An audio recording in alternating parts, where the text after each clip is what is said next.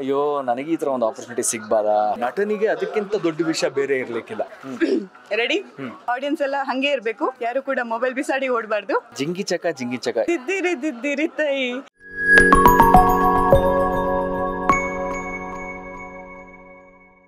ಈ ಮಾಯೆ ಎಂಟರ್ಟೈನ್ಮೆಂಟ್ ಚಾನೆಲ್ಗೆ ಸ್ವಾಗತ. ನಾನು ಸಮೀಕ್ಷಾ ಶಿರ್ಲಾಲು. ಇವತ್ತು ನಮ್ಮ ಜೊತೆಗೆ ದಿಲ್ ಮಾರ್ ಚಲನಚಿತ್ರದ ಸಹ ನಟನಾಗಿ ಕೆಲಸ ಮಾಡಿರುವಂತಹ ಅವರ ಪಾತ್ರದ ಬಗ್ಗೆ ಅವ್ರ ಜೊತೆನೇ ಕೇಳೋಣ. ಅಶೋಕ್ ಶರ್ಮಾ ಅವರು ನಮ್ಮ ಜೊತೆಗಿದ್ದಾರೆ. ಶರ್ಮಾ ಅವ್ರ ಜೊತೆ ಮಾತಾಡೋಕ್ಕಿಂತ ಮುಂಚೆ ಹಾಡಿಂದ ಅವ್ರ ಹತ್ರ ಪ್ರಾರಂಭ ಮಾಡಕ್ಕೆ ಕೇಳೋಣ. ನೀವು ಹಾಡಿದ್ರೆ ಚೆನ್ನಾಗಿರುತ್ತೆ. ಆ್ಯಕ್ಚುಲಿ ನಾನು ನನ್ನ ಧ್ವನಿಯಲ್ಲಿ ನಾನು ಹಾಡಿರೋಂಥ ಹಾಡನ್ನು ಸುಮಾರು ಜಾಗಗಳಲ್ಲಿ ಹಾಡ್ಬಿಟ್ಟಿದ್ದೀನಿ. ನೀವು ಹಾಡಿದ್ರೆ ನನಗಿನ್ನೂ ಖುಷಿ ಆಗುತ್ತೆ. ಸೊ ಒಂದ್ಸಲ ಕೇಳೋಣ. ಜಿಂಗಿ ಚಕ ಈ ಒಂದು ಸಾಂಗ್. ಸಮೀಕ್ಷಾ ಶಿರ್ಲಾಲು. ಓಕೆ, ಸಮೀಕ್ಷಾ ಅವ್ರ ಕೈಲಿ. ಶಿರ್ಲಾಲು ಬರಲ್ಲ ಅಷ್ಟು ಈಸಿಯಾಗಿ. ಇವಾಗ ನಾನು ಸಿಂಗರ್ ಎದುರುಗಡೆ ಜಿಂಗಿ ಚಕ ಹಾಡನ್ನ ಹಾಡಲು ಹೊರಟಿದ್ದೇನೆ. ಶ್ರುತಿ, ತಾಳ, ಲಯ ಅದೆಲ್ಲ ಪ್ರಾಬ್ಲಮ್ ಆದ್ರೆ ಪರವಾಗಿಲ್ಲ, ಅವೆಲ್ಲ ಏನ್ ತಲೆನೇ ಕೆಡಿಸ್ಕೊಬೇಡಿ. Okay, ready? ಯಾಕಂದ್ರೆ ಜಿಂಗಿ ಚಕ ಒಂದು ಸಾಂಗ್ ಇದೆಯಲ್ಲ, ಇದನ್ನೆಲ್ಲ ಎಕ್ಸ್ಪೆಕ್ಟ್ ಮಾಡೋದಿಲ್ಲ. ಕರೆಕ್ಟ್, ಇದನ್ನೆಲ್ಲ ಎಕ್ಸ್ಪೆಕ್ಟ್ ಮಾಡಲ್ಲ. ಯಾಕಂದ್ರೆ ಲಿರಿಕ್ಸೇ ಎಕ್ಸ್ಪೆಕ್ಟ್ ಮಾಡಿಲ್ಲ ಈ ಸಾಂಗ್. ಇನ್ನು ಶ್ರುತಿ, ತಾಳ, ಲಯ ಇದನ್ನೆಲ್ಲ ಎಕ್ಸ್ಪೆಕ್ಟ್ ಮಾಡೋದಾ? ಇಲ್ಲ. ರೆಡಿ?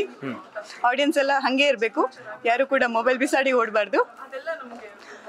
ಜಿಂಗ ಚಕ ಕುಚ್ಚ ಟುವಿ ಟುವಿ ತನನಂ ಗಿಲ್ಗಿಲಕ್ಕೆ ತಮ್ನಂ ಬುಲ್ಬುಲಕ್ಕೆ ದಿದ್ದಿರಿ ತೈ ಜಿಂಗಾಲೆ ದಿದ್ದಿರಿ ತೈ. ನನಗಿಂತ ಚೆನ್ನಾಗಿ ಆಡಿದಿರ ನೀವು. ತುಂಬಾ ಚೆನ್ನಾಗಿ ಆಡಿದಿರ. Very nice. ತುಂಬಾ ಖುಷಿ ಆಯ್ತು. ದಿಲ್ ಮಾರ್ ಫಿಲ್ಮಿನ ಬಗ್ಗೆ ನಿಮ್ಮ ಅನುಭವ? ದಿಲ್ ಮಾರ್ ಈ ಒಂದು ಸಿನಿಮಾ ನಾನು ಹೇಳ್ದಂಗೆ ನಿರ್ದೇಶಕ ಚಂದ್ರಮೌಳಿ ಅವರ ಒಂದು ಕನಸಿನ ಪ್ರಾಜೆಕ್ಟು. ಅವರ ಒಂದು ಬರವಣಿಗೆ ಬಹಳ ಚೆನ್ನಾಗಿದೆ, ತುಂಬ ಚೆನ್ನಾಗಿದೆ ಕಥೆ. ಈಗಾಗಲೇ ಈ 2 ಟ್ರೇಲರ್ಗಳು ಬಿಡುಗಡೆ ಆಗಿದೆ. ಸೊ ಕಥೆ ಹೇಗಿರ್ಬೋದು ಆ್ಯಂಡ್ ನಾಯಕನ ಒಂದು ಪಾತ್ರ ಈಗಾಗಲೇ ಜನಗಳಿಗೆ ಬಹಳ ಇಂಪ್ರೆಸ್ ಆಗಿದೆ. ಆ್ಯಕ್ಚುಲಿ ನನಗೇನೆ ಬಹಳ ಇಂಪ್ರೆಸ್ ಆಗಿದೆ ನಾಯಕನ ಒಂದು ಪಾತ್ರ.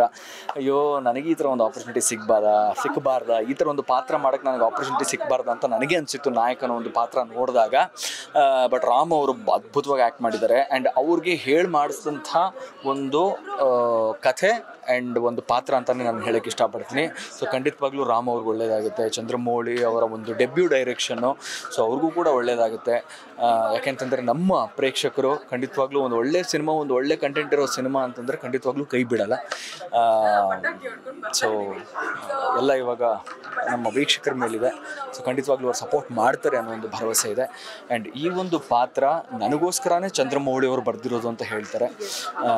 ಬಟ್ ನನಗೆ ಆ್ಯಕ್ಚುಲಿ ಖುಷಿ ಇದೆ ಈ ಒಂದು ಪಾತ್ರ ನಾನು ಮಾಡಿರೋದು. ಆ್ಯಂಡ್ ಅವರ ಒಂದು ಕನಸಿನ ಪ್ರಾಜೆಕ್ಟಲ್ಲಿ ನಾನು ಭಾಗಿಯಾಗಿದ್ದೀನಲ್ಲ, ಸೊ ನನಗದು ದೊಡ್ಡ ವಿಷಯ.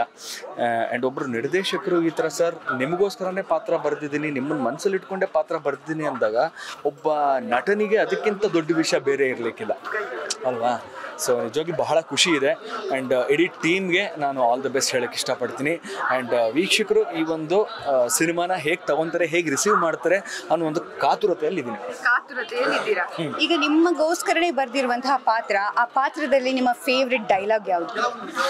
ನಂದು ಆ್ಯಕ್ಚುಲಿ ಆ ರೀತಿ ಇಲ್ಲ. ಯಾಕೆಂತಂದ್ರೆ ನೀವು ರಾಮ್ ಅವರು ಕೇಳಿದ್ರೆ ಅವರು, ಯಾಕೆಂತಂದ್ರೆ ಆ ಒಂದು ಪಂಚಿಂಗ್ ಡೈಲಾಗ್ಸ್ ಅವ್ರಿಗೆ ಇರೋದು ಸಿನಿಮಾದಲ್ಲಿ. ಬಟ್ ನಂದು ಪಂಚಿಂಗ್ ಅಲ್ಲ, ನಂದು ಒಂಥರ ಫಿಲಸಾಫಿಕಲ್ ಡೈಲಾಗ್ಸ್ ಇರೋದ್ರಿಂದ, ಒಂಥರ ಫಿಲಸಾಫಿಕಲ್ ಡೈಲಾಗ್ಸ್ ಇರೋದ್ರಿಂದ ನಾನು ಆ ಡೈಲಾಗ್ ಹೇಳಿದ್ರು ಕೂಡ ಅಷ್ಟು ಪಂಚ್ ಕೊಡಲ್ಲ. ಸೊ ಹಾಗಾಗಿ ಅದನ್ನ ಸಿನಿಮಾದಲ್ಲಿ ನೋಡಿದ್ರೇನೆ ಖುಷಿಯಾಗಿರುತ್ತೆ. ಈಗ ರಿಯಲ್ ಲೈಫಲ್ಲಿ ಯಾರ ರೀತಿಯ ಪಾತ್ರ ನಿಮ್ಮದು? ಈಗ ರಿಯಲ್ ಲೈಫಲ್ಲಿ ತುಂಬಾ ಜನ ಇರ್ತಾರೆ. ಈಗ ಫ್ರೆಂಡ್ಸ್ ಅನ್ನ ಸರಿ ಮಾಡೋರು ಇರ್ತಾರೆ, ಅಥವಾ ಫ್ರೆಂಡ್ಸಿಗೆ ಸಾಥ್ ಕೊಡೋರು ಇರ್ತಾರೆ, ಅಥವಾ ಅಪ್ಪ ಅಮ್ಮನ ಚೆನ್ನಾಗಿ ನೋಡ್ಕೊಳ್ಳೋರು ಇರ್ತಾರೆ. ಆ ಎಲ್ಲ ರೀತಿಯ ಭಾವನೆಗಳಲ್ಲಿ ನಿಮ್ಮ ಪಾತ್ರ ಎಂಥ ಪಾತ್ರ? ಹೌದು, ನೀವು ಕರೆಕ್ಟಾಗಿ ಕೇಳಿದ್ರಿ ಪ್ರಶ್ನೆನ. ಸೊ ರಾಮು ಈ ಒಂದು ಚಿತ್ರದಲ್ಲಿ ನನ್ನ friend. And as a friend ನಾನು ಅವನಿಗೆ ಗೈಡ್ ಮಾಡುವಂಥ ಒಂದು ಪಾತ್ರ. ಅಂದರೆ ಬರೀ ಗೈಡ್ ಮಾಡುವಂಥ ಪಾತ್ರ ಅಂತ ಹೇಳೋಕ್ಕಾಗಲ್ಲ. ಆ ಒಂದು ಸಮಯ ಸಂದರ್ಭ ಹೇಗೆ ಬರ್ತಾ ಹೋಗುತ್ತೋ, ಅವನ ಒಂದು ಕ್ಯಾರೆಕ್ಟರ್ ಹೇಗಿದೆಯೋ ಅದನ್ನು ಎಕ್ಸೆಪ್ಟ್ ಕೂಡ. ಈಗ ರಿಯಲಾಗಿ ನಾವು ಫ್ರೆಂಡ್ಸ್ನ ನೋಡೋಕ್ಕೆ ಹೋದರೆ ನಮ್ಮ ಒಂದು ಕ್ಯಾರೆಕ್ಟರ್ ಏನಿದೆ ಅದನ್ನು ಎಕ್ಸೆಪ್ಟ್ ಮಾಡ್ಕೊತಾರೆ ಅವರು ಅಲ್ವಾ? ಆ್ಯಂಡ್ ಬೇರೆಯವ್ರ ಮುಂದೆ ನಮ್ಮನ್ನು ಡಿಫೆಂಡ್ ಮಾಡ್ತಾರೆ. ಯಾಕೆಂತಂದರೆ ನಮ್ಮ ಒಂದು ಕ್ಯಾರೆಕ್ಟರ್ ಇಷ್ಟ ಆಗಿನೇ ಅವ್ರು ನಮಗೆ ಫ್ರೆಂಡ್ಸ್ ಆಗಿರ್ತಾರೆ. ನಾವು ಕೂಡ ಅವರ ಒಂದು ಕ್ಯಾರೆಕ್ಟರ್ನ ಇಷ್ಟಪಟ್ಟು ಅವ್ರ ಜೊತೆ ಫ್ರೆಂಡ್ಸ್ ಆಗಿರ್ತೀವಿ. ಆ್ಯಂಡ್ ಅವ್ರನ್ನ ಎಕ್ಸೆಪ್ಟ್ ಮಾಡಿರ್ತೀವಿ. ಫ್ರೆಂಡ್ಶಿಪ್ಪಲ್ಲಿ ಒಂದು ಜಡ್ಜ್ಮೆಂಟ್ ಅನ್ನೋದಿರಲ್ಲ. ಓಕೆನಾ? ಸೊ ನಾವು ಒಬ್ಬ ಫ್ರೆಂಡಿನ ಕ್ವಾಲಿಟಿ ನಮಗೆ ಇಷ್ಟ ಆಗದೆ ಹೋದ್ರೂ ಕೂಡ ಎಲ್ಲರ ಮುಂದೆ ನಾವು ಅವನಿಗೆ ಅವಮಾನ ಮಾಡೋಕ್ಕೆ ಹೋಗಲ್ಲ. ಅವನ ಸೈಡಿಗೆ ಕರೆದು ಅವನಿಗೆ ಅವನಿಗೆ ಪಾಠ ಹೇಳ್ತೀವಿ, ನೋಡು ಮಗ ಇದು ನೀನು ಮಾಡಿದ್ದು ಸರಿಯಲ್ಲ ಅಂತ. ಬಟ್ ಎಲ್ಲರ ಮುಂದೆ ಅವ್ನು ತಪ್ಪು ಮಾಡಿದ್ರು ಕೂಡ ಅವನ್ನ ಡಿಫೆಂಡ್ ಮಾಡ್ತೀವಿ. ಸೊ ಸಿಚುವೇಶನಲ್ಲಿ ನಾನು ನಾಯಕನ ಅವನ ಒಂದು ಕ್ಯಾರೆಕ್ಟರ್ ಏನಿದೆ ಅದನ್ನು ಎಕ್ಸೆಪ್ಟ್ ಮಾಡಿದ್ರೂ ಕೂಡ ಅವ್ನು ಎಲ್ಲಿ ತಪ್ಪಾಗಿರ್ತಾನೋ ಅಲ್ಲಿ ಖಂಡಿತವಾಗ್ಲೂ ಅವನಿಗೆ ನಾನು ತಿದ್ದಿ ಹೇಳುವಂಥ ಒಂದು ಫ್ರೆಂಡ್ ಆಗಿರ್ತೀನಿ ಈ ಒಂದು ಸಿನಿಮಾದಲ್ಲಿ. ಸೊ ಚೆನ್ನಾಗಿದೆ. ಎಸ್, ಈಗ ನನ್ನ ಕೊನೆಯ ಪ್ರಶ್ನೆ, ತುಂಬಾ ಆಡಿಯನ್ಸ್ ಈಗ ದಿಲ್ಮಾರ್ ಸಿನಿಮಾ ನೋಡೋದಕ್ಕೆ ಬರಬೇಕು, ಬಟ್ ನೀವು ಡಿಫ್ರೆಂಟ್ ಆಗಿ ಹೇಗೆ ಇನ್ವೈಟ್ ಮಾಡ್ತೀರಾ?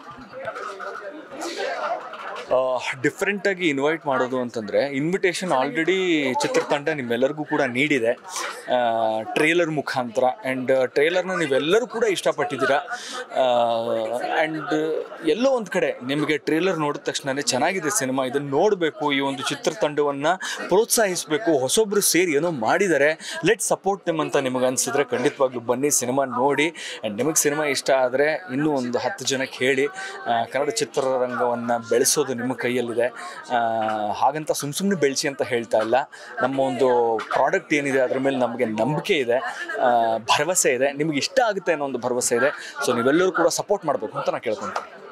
ಖಂಡಿತವಾಗ್ಲೂ ಕನ್ನಡ ಸಿನಿಮಾ ದಿಲ್ಮಾರನ್ನ ಕನ್ನಡ ಚಿತ್ರಮಂದಿರದಲ್ಲೇ ಹೋಗಿ ನೋಡಿ, ಹಾಗೂ ಇವರ ಪಾತ್ರ ಹೇಗಿತ್ತು ಅಂತ ಆಮೇಲೆ ಕಮೆಂಟ್ ಮಾಡಿ ಅಂತ ಹೇಳ್ತಾ ಥ್ಯಾಂಕ್ ಯು.